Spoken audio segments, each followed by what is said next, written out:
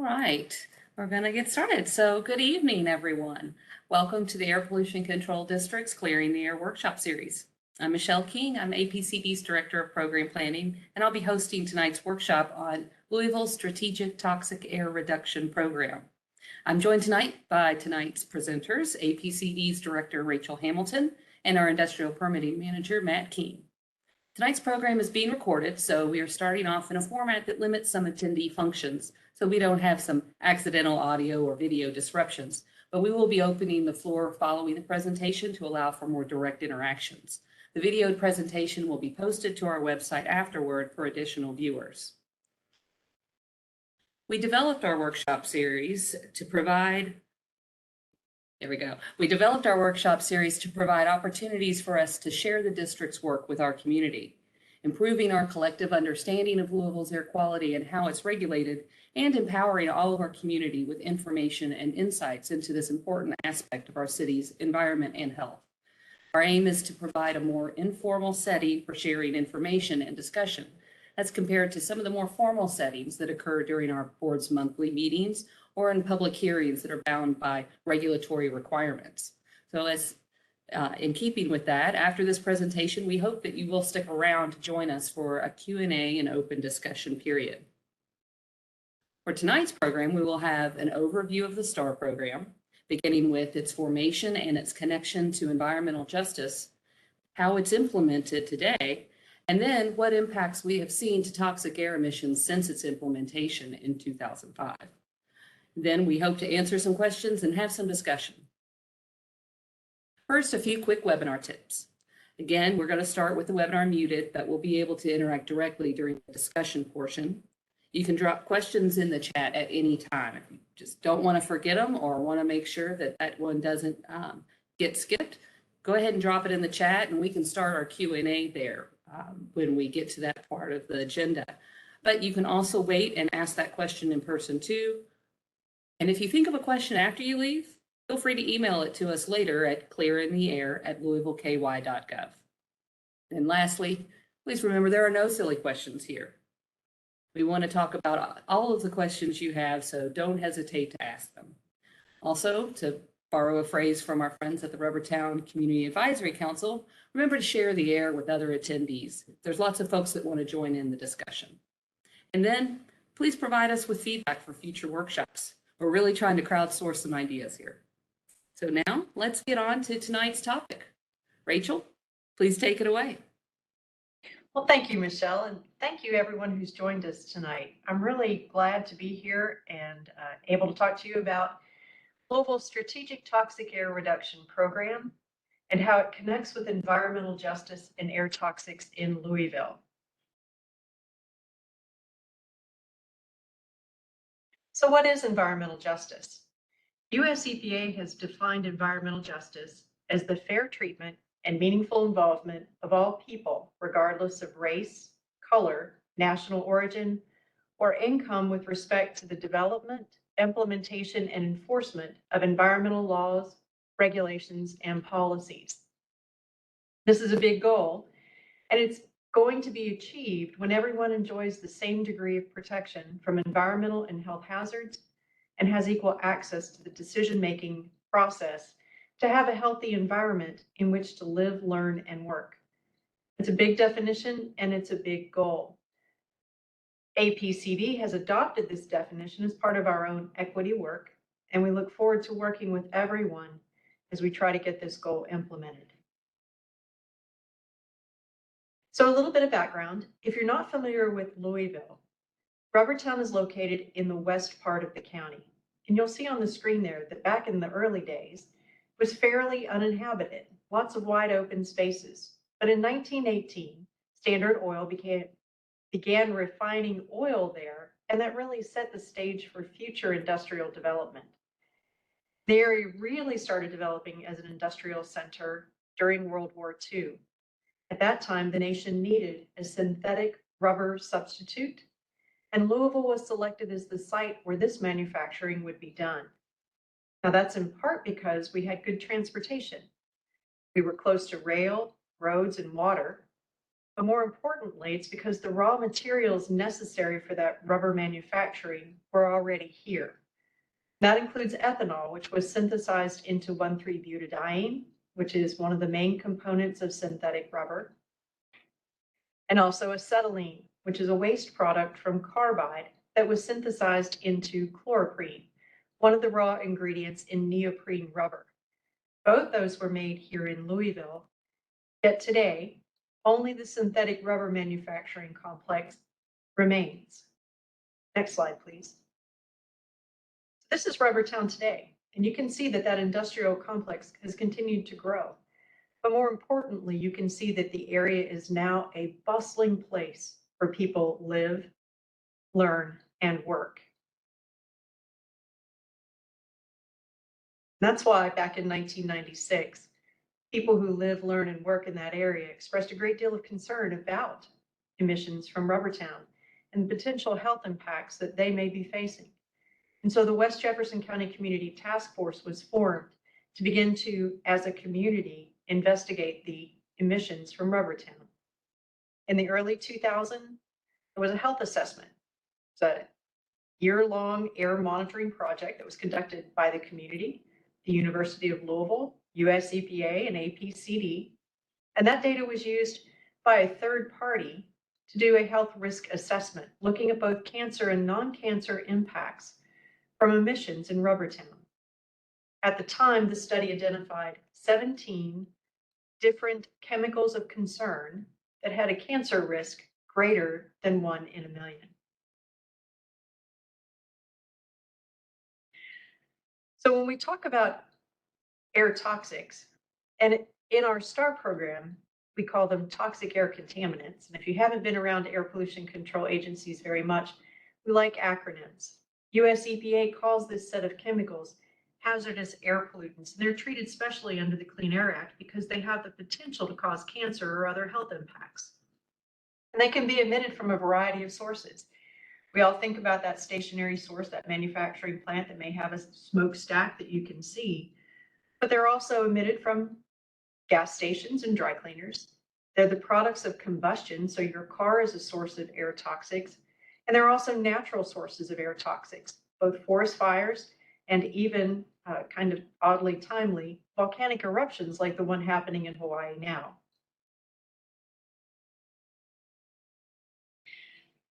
So we're going to talk a little bit about the West Louisville air toxic study and do a little bit of a deep dive into it. As I mentioned, it was a year-long monitoring study.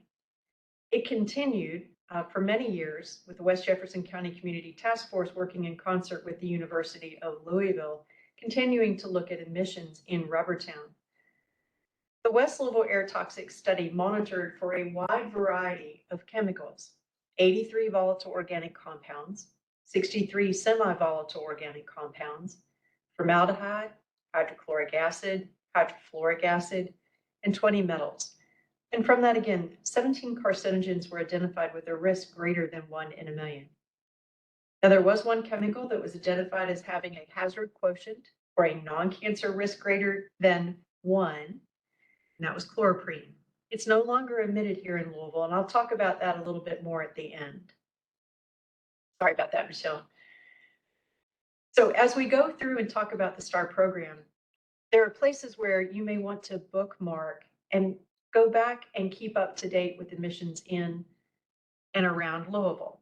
In particular, the toxics release inventory is where companies who release more than a threshold amount of certain chemicals, and it's a very long list of chemicals, are required to report whether their emissions are point or fugitive emissions if they go to the air, and also what they dispose of either to the land or water. So it's a very comprehensive look at a company's waste management. That information is used by US EPA to assess risk.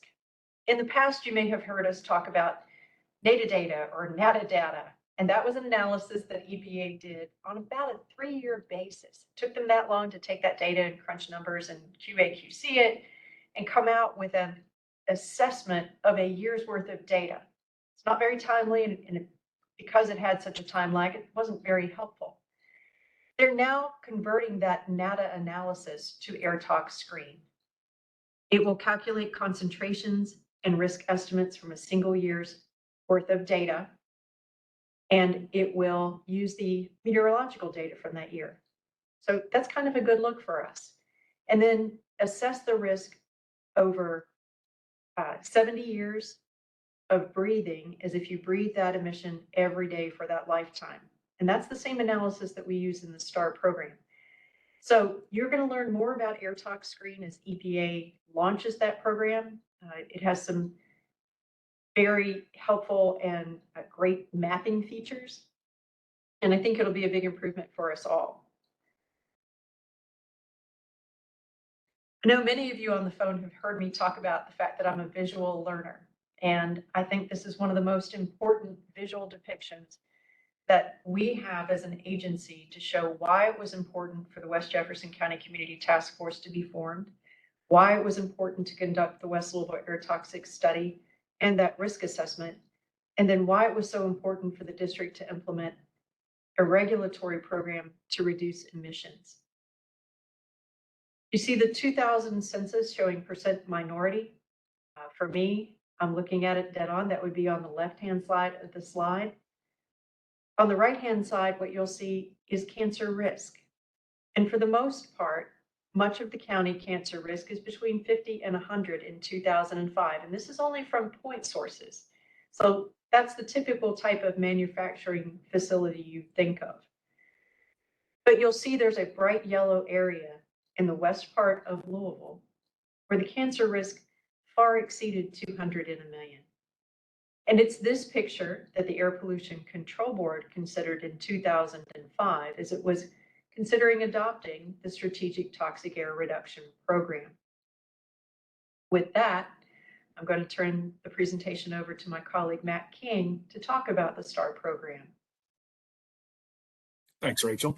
I'm Matt King. I'm the manager of the Air Pollution Control District Industrial Permitting Section. Thanks, everybody, for joining us. So the Clean Air Act deals with air toxics. As you heard earlier, they refer to them as hazardous air pollutants, or HAPs. And it requires EPA to regulate those chemicals kind of in two phases. They do a technology-based approach and a risk-based approach. So the technology-based approach involves looking at the different facilities in the certain source categories, looking at the better performing facilities, and then requiring other facilities to come up to that level of low emission or good emission controls. You often hear the term MACT, maximum achievable control technology. That ties into that, what's available and used on the market that others could use. And then there's also the risk-based approach, and that looks at, often after that technology is applied, what is the risk of those emissions to the neighboring communities?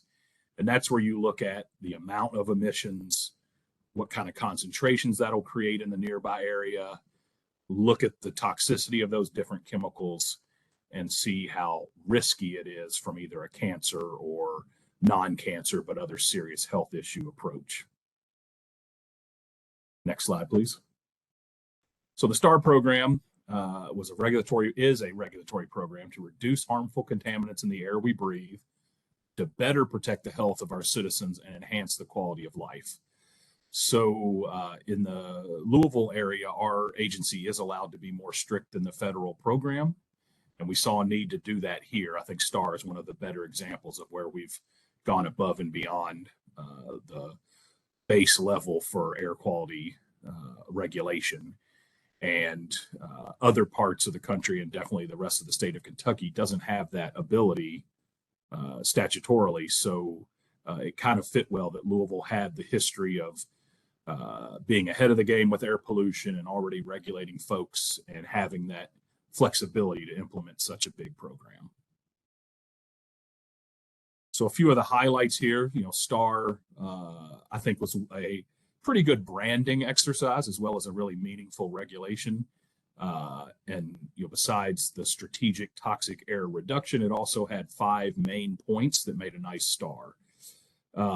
So this program provided a framework for determining environmental acceptability. That's the bigger term we use for regulatorily allowed emissions. And so we all know that air toxics aren't good for you, but they're not all created equal. And certainly how close you are to a source, how much exposure there is from those sources, that really matters. And the program allows folks to plan ahead and to know what is expected of them and to work within a structure to deal with that. Companies had to assess and address their air toxics emissions under this program. And it also required APCD to assess other sources of toxics, mobile area sources, things of that nature. So we often refer to a STAR analysis as an environmental acceptability demonstration. And so that concept is that the facilities provided us a showing that their emissions added with their release parameters created acceptable concentrations in the nearby area. So they had to identify all of their process and process equipment. They had to identify the TAC emissions.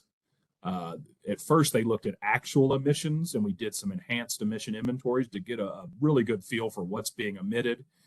But then they had to evaluate typically a level higher than what they emitted, but not fully up to their potential to emit. That's a term we use, that if a facility is fully utilized 24/7 all year, they would have a potential to emit. That's not the most realistic number. So many companies evaluated a slightly lesser number, but still above where their actuals were. So they would not be too challenged with complying with the program.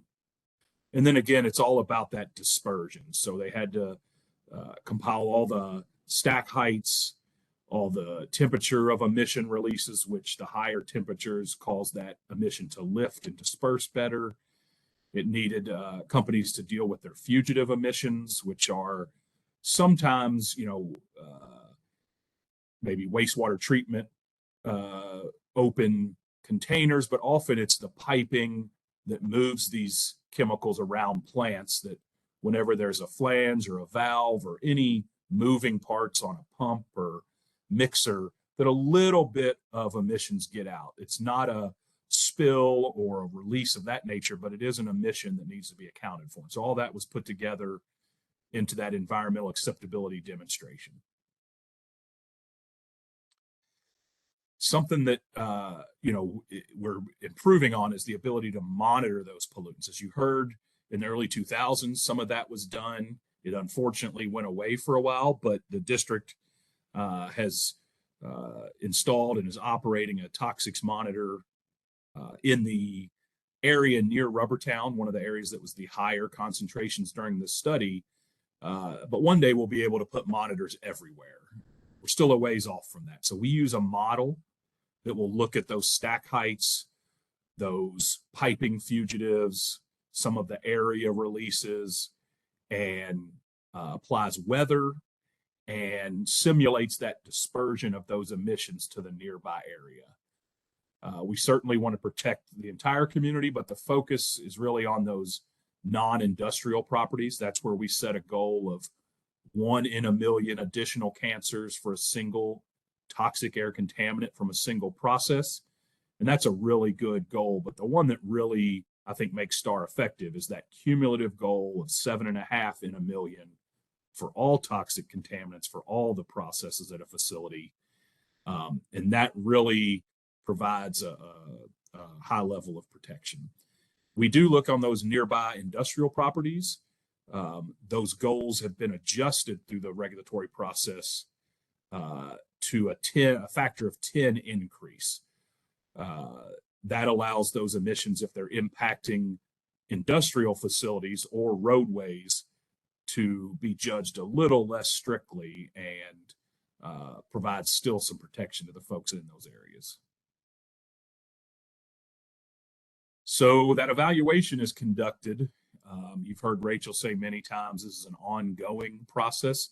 A lot of the work was done early on, but there's still compliance determinations to be made, inspections to be conducted, emission inventories to be reviewed, and certainly new projects run through the STAR process as well. And we want to take those really technical, in-depth evaluations and put them into a permit that's going to be a little easier to enforce. So one of the things that helps us do that is we rely on other scientists to tell us how toxic chemicals are.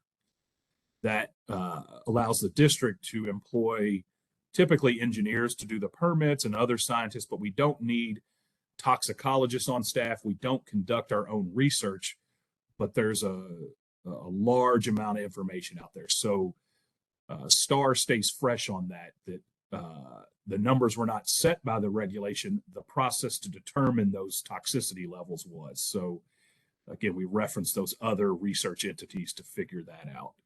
That establishes a benchmark ambient concentration, and that allows us to evaluate the environmental acceptability of those emissions. So they take their emissions, they use a dispersion model that allows them to estimate concentrations that would be in the nearby areas. These models are usually conservative and provide a higher end estimate, but they're really, pretty effective tools when you can't place those monitors all over the city. We take that concentration that the process or cumulative processes would create in the neighborhood and compare those to those BACs, benchmark ambient concentrations. I've called that the magic number before. It is the number that represents one additional cancer per million people if they were exposed to that concentration for 70 years. And we're able to look at those emissions that are proposed by the company to become their allowable emissions. If they meet those STAR risk goals, then we're able to set those as limits in the permit and then verify that those emission rates are met. And then reference that model and review those kind of things when new permits are issued or renewals are issued. And then it develops compliance demonstrations. That's really the art of permitting. There are a lot of regulations, and determining what the limits are can be a challenge.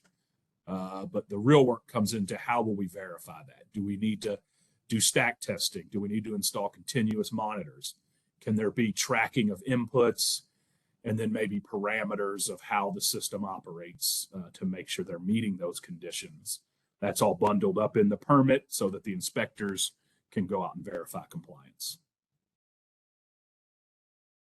So STAR regulates 4 categories of toxic air contaminants. It's a little trickier than it needs to be.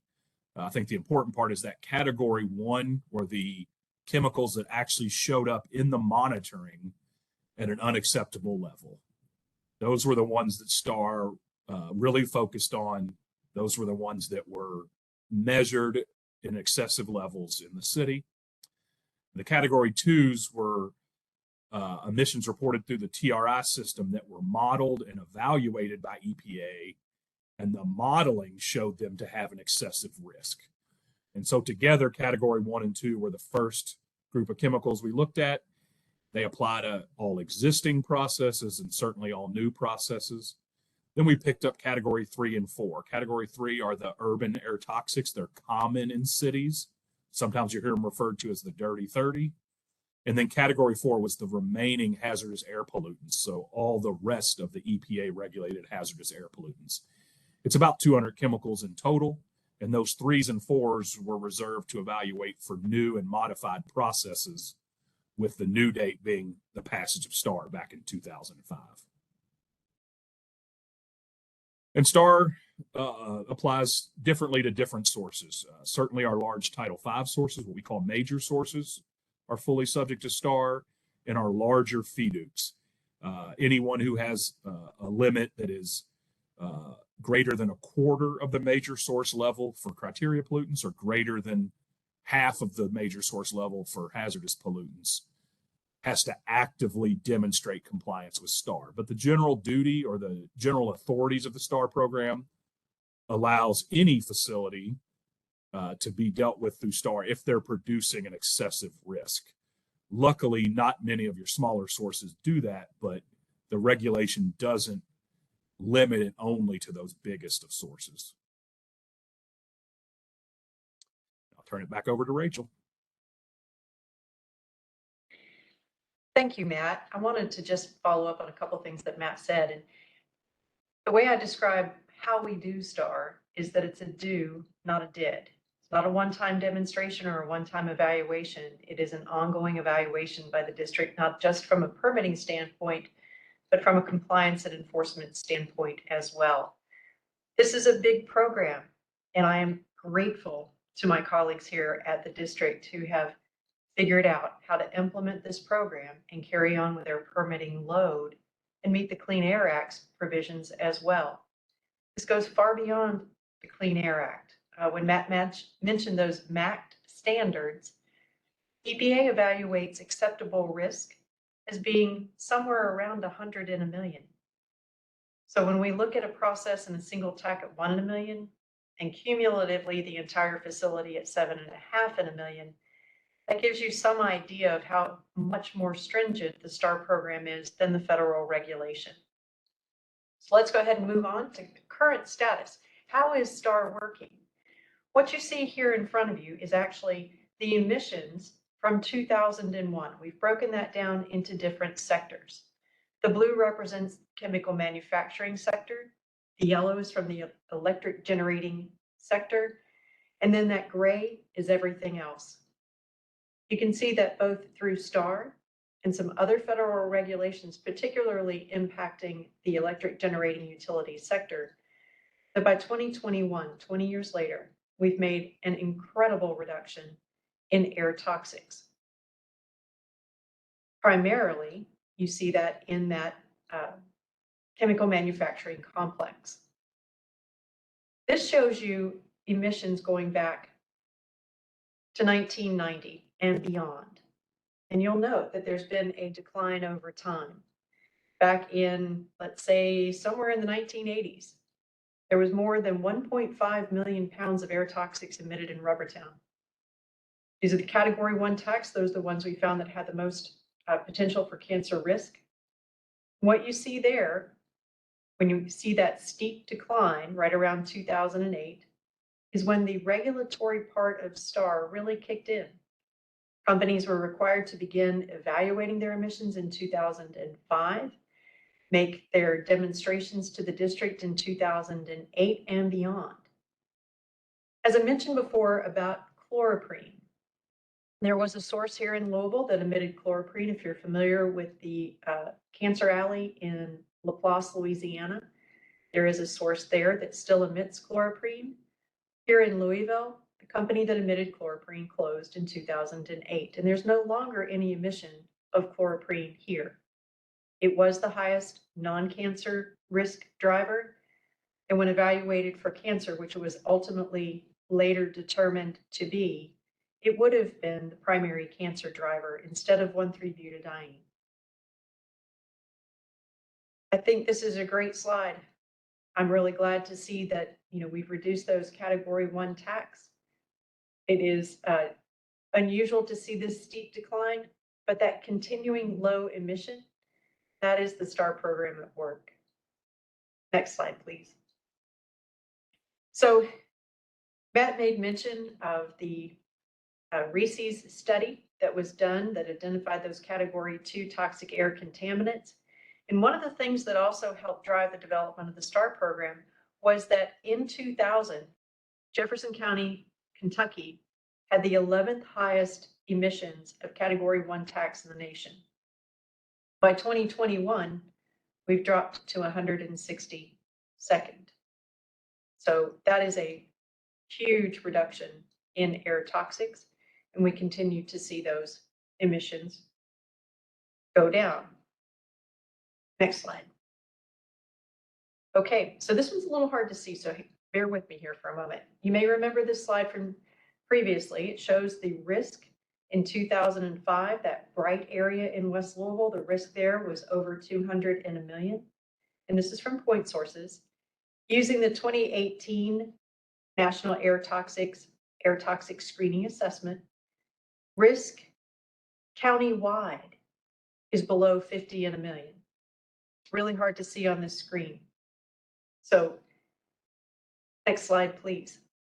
We've broken it down a little bit more so that you can more easily see where we're at today. Countywide, risk is below 7.5 in a million, and in some areas as low as 2.5 in a million from point sources. That's a tremendous drop from that 200 plus in a million in 2005. But you'll see there are still some areas where there is a disparity. And for us, that means we still have work to do every day. STAR is not a done program. It is something that continues to stay up to date with the science. When a benchmark ambient concentration changes, for example, more research is done that shows that a chemical may be more toxic than previously identified. The STAR program requires the company to reevaluate using the more strengthened or stringent standard and make reductions if their emissions are no longer environmentally acceptable. In addition, when there is a new or modified project, the risk from that cumulative total drops from 7.5 in a million to 3.8 in a million. So it doesn't grandfather people in at that level. And with that, I believe this gives you a clearer picture of the district's current work and our current air quality.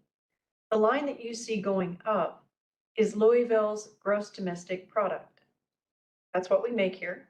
It's what drives our economy. What you see going down are specific pollutants.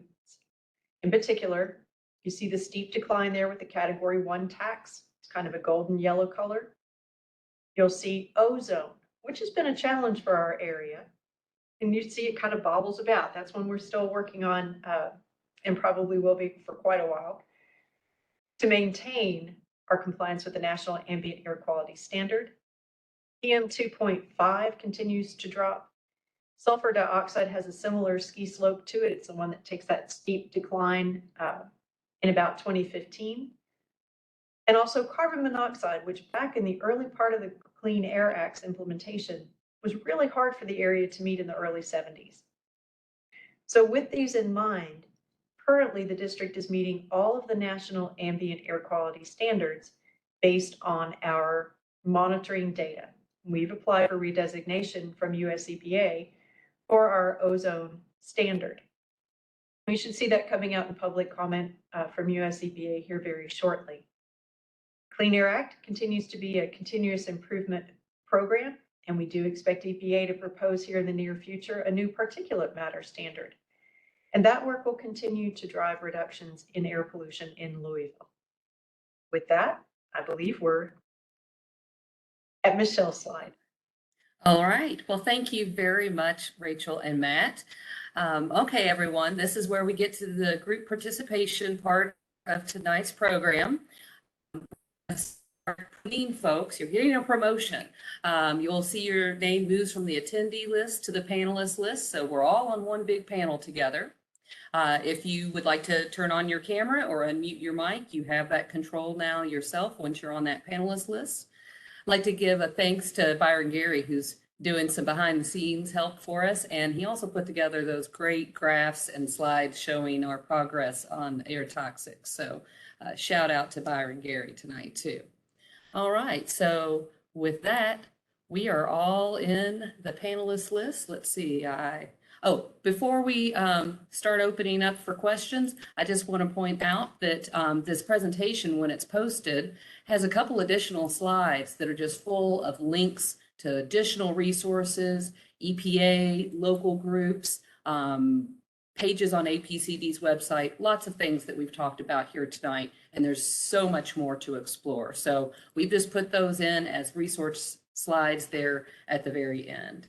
And then I also, while I'm still got the screen control, just want to encourage everyone to join us over the next couple of weeks for our next 2 Clearing the Air workshops. We have a December mini series going here. So next week on Thursday at 6 o'clock, we're going to be talking about APCD's online resources. We've been adding lots of data visualization resources and other ways that you can see our air monitoring data even in real time.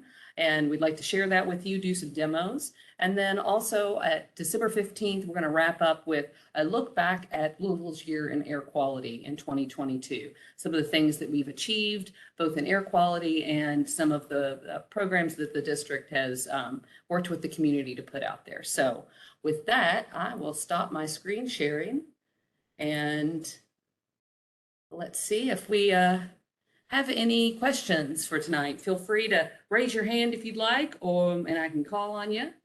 But if you feel like it, just go ahead and unmute your mic. If you're a little shy, or maybe if you don't have access to your mute button, you can also put that in the chat. I see we have one call-in user. I believe you can hit, is that *6 to unmute? *3. Star *3 to three. unmute for our calling user. Thanks, Byron. Byron's a WebEx guru.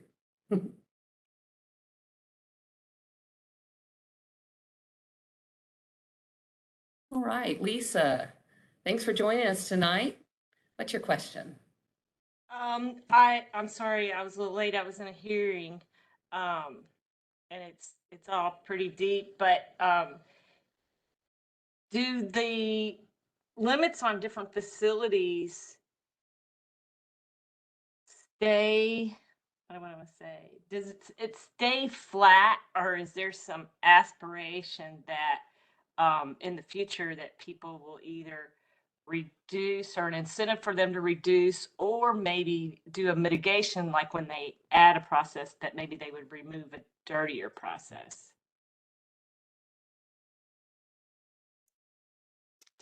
I think that's a Matt. Yeah, I'll try to give that an answer. There's a couple mechanisms to do that, but not directly or in a really heavy way. So I think we hit on new and existing processes, and again, that date was 2005. So eventually things wear out, but in the industrial sector that can be a while. So all the existing processes in 2005 were given an allowable risk of 7.5 in a million.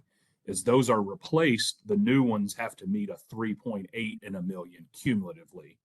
So that's had some impact on those newer processes. But there is not a requirement if those new processes meet the goals that there has to be a net reduction in air toxics.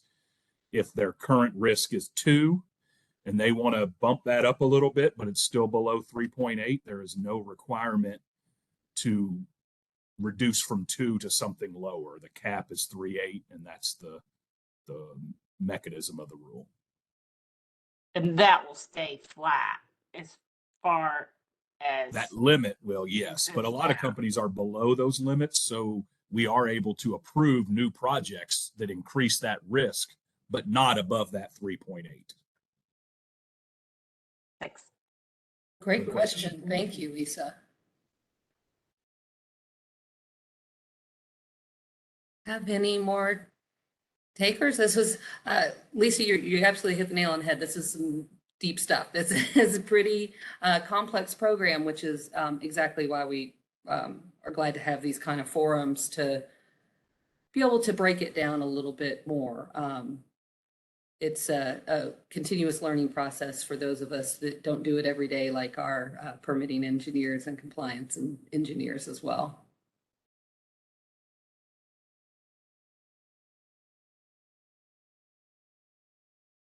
I'll go back at it. Nobody's Keep gonna going, Lisa. Yeah. Is there, of course, by the maps, there's some neighborhoods that have more concentrated industrialization. Is there anything that, I mean, you know, if people are going to put in something new, they do have to, you know, follow the land development code, et cetera, and have approval from APC. But is there any incentive to spread out the emissions throughout Jefferson County instead of have it be concentrated, to try to discourage people from expanding in the neighborhoods that are impacted the most? Michelle, you have that zoning slide. If you could pop that up. And that is a great question, Lisa. So zoning is kind of a static dynamic right now. So there are pieces of land that have certain zoning associated with it. And it's a little hard to see what you've got in the little round bubbles or where our sources are located. And what you see on the green map is actual zoning types. The Louisville Metro Office of Planning and Design is currently undergoing an equity review of the Land Development Code. And as part of that, that question that you've asked is really one that they've got to concentrate on. How do you have places where people live, learn, and work, where the zoning is already defined for industrial type operations? And what other sorts of mitigating strategies can be developed? And STAR is one really good mitigating strategy where we look at that risk to that residential neighbor for exposure to cancer and non-cancer causing chemicals. But there are other places where we may be able to better buffer people from industrial operations. And so I'll go ahead and dig up a link and put it in the chat for the Land Development Code Equity Review, and hope that you'll join us in that work to raise this concern. It's one that APCD is joining in with planning and design so that there's an air quality voice at the table, but we'd really love to have your voice so that our partners at planning and design are hearing it from someone other than us.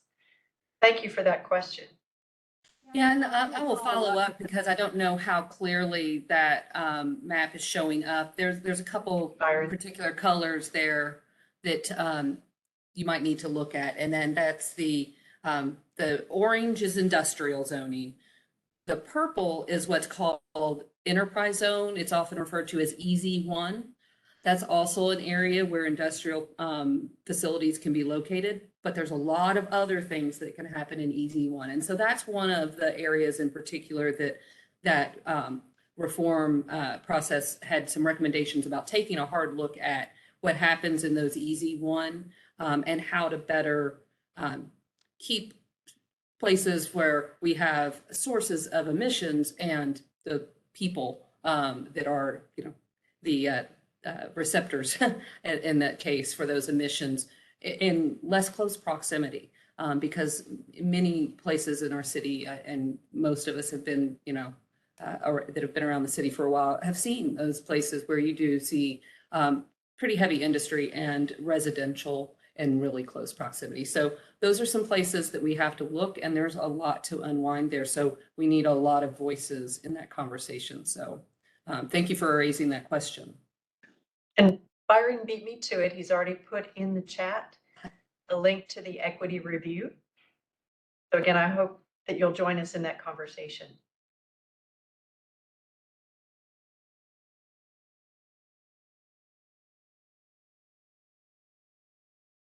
Great stuff, Lisa. Anybody else? But Lisa, if you got another on your list, we're here. I love it. We're here for it. I am participating in maybe not that particular section, but because it hasn't, they haven't shown us the proposals for that part yet. Mhm.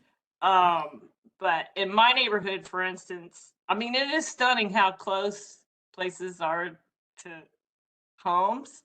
And a lot of it is it's like grandfathered in, or it's some historical thing. But in my neighborhood, for instance, there is an EZ1/M use, and it's that they had to get a waiver because they were supposed to be within 200 feet, but 200 feet's not very far, and it really depends on how big the industrial site is, and of course what they're doing, because they can do there's all different kinds, there's M1, M2, and 3, but it just seems like that there should be some sort of disincentive for an expansion, and I think a lot of people's big concern is that if nobody wants to live there, and then the houses, and they move, or they can't live there, or they get bought out, then then it's not a neighborhood anymore, because then that's just another place for that business to expand. And some of the neighborhoods I'm thinking are like like around where the fire was in Park Hill the other day. It's it's like people, I mean, that used to be like probably where everybody was out on their porch and stuff. And then why would they be, you know, then when, you know, something is getting bigger across the street from them. But, I don't, but I think that would be, um, you know, they have to have, you know, we have to have business here and stuff has to be made, manufactured, but it just seems like that there should be, some sort of like overall master plan that on how people are permitted to expand, you know, because you all have hearings. And that was the thing I noticed. I just went to one of those hearings. You have a public hearing, but the public hearing is not really said. I think it's confusing to people. The public hearing for I don't know if you'd call it a permit extension or to add something, it's public for people to listen to it, but it's not really set up for people to make an impact on the final decision. I mean, would you say that's true? I can add a little If they're bit to within that their from- limit, then they'll be permitted to expand, Certainly. right? Yeah. Yeah, It's for the public that I think that was very confusing. I agree, and I think we frustrate a lot of folks with those. But sometimes, and unfortunately, it often takes maybe a Sierra Club attorney or someone with some real skills. But some things are brought to our attention at the agency where we maybe missed a regulation that likely doesn't prohibit an activity, but tightens some standards, requires additional controls. So it's a slight one, but there is an opportunity to inform that permit decision because we sometimes miss things, and there is a chance that could occur. But you're correct. I think where that impact that you're describing is on those public hearings for regulation changes, to get that message to our board and to other lawmakers to tighten those things up, and then those permits would be issued a little differently. But there is a realistic but small window in those hearings. It's just a lot to ask of a regular person to go and review regulatory and technical regulations, and so I don't want to pretend it's easy or a great opportunity to fundamentally change your neighborhood, and we're looking for ways to make that a little at least less frustrating to people. I think that there's a couple other avenues to have that public participation that might be more meaningful to those kind of changes. Yeah, I'm going to jump in with Matt and agree that, our regulatory program is the rule book, and that's what we apply when we draft permits. Our rules are passed by our Air Pollution Control Board. They're a regulatory authority. There are 7 members of the public who are appointed by the mayor and approved by Metro Council, and they serve a term and help guide our work. They do that through a public process. In addition to holding public hearings and public comment on proposed rules, our board offers an opportunity for public comment each month at their regular board meeting, and anyone is welcome to share an air pollution concern with them at that meeting. If you can't attend, if you will send us an email, we will read that into the record before the board as if you were there. And then we post the video of the meetings and minutes from the meetings on our website. So Matt has a really good point about that regulatory playbook and how that's used for us in drafting the parameters of the permit. Especially by the time we've released it for public review, both a company that likely has some knowledgeable technical folks put the application together and design the project knowing how our rules work. You typically design a compliant project, or they take it somewhere else or don't do it. And then we review it as a team, and then we put it out for the public to find our errors. And that's really tough. But I think they hear, tell us if you want this or if you don't want it. And it really is frustrating to folks. We've seen a genuine frustration from people, and that's not the objective, but I will acknowledge that happens quite a bit. I don't have a great answer for that, but I think when enough people show that they're objecting to something, even if it doesn't change that permit, word gets back to the board. Companies take note of those things, and it does have an impact. It's just not that direct impact on the permit language itself.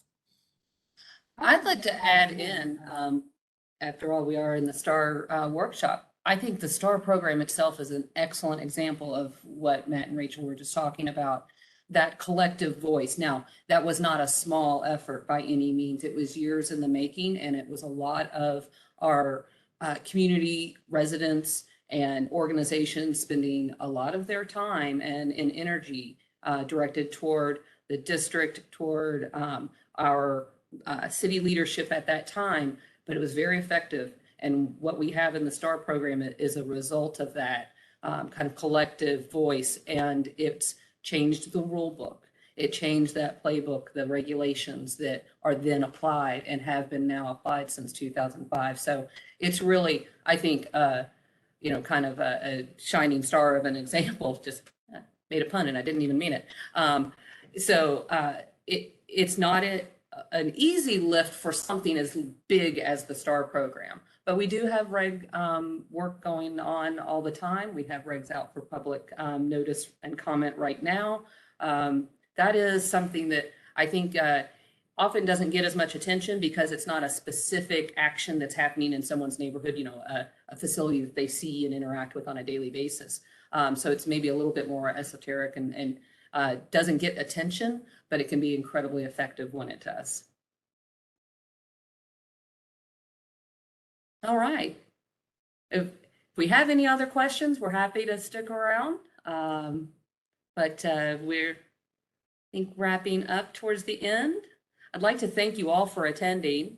Lisa, thank you for the great discussion here at the end. That's been great. Really met our goal of providing that more informal format where we actually do get to answer questions and not just sit and hear from community in a public hearing. So this is a great evening for us. So thank you all very much, and look forward to seeing you next Thursday. Same channel, same time. Good night, everyone.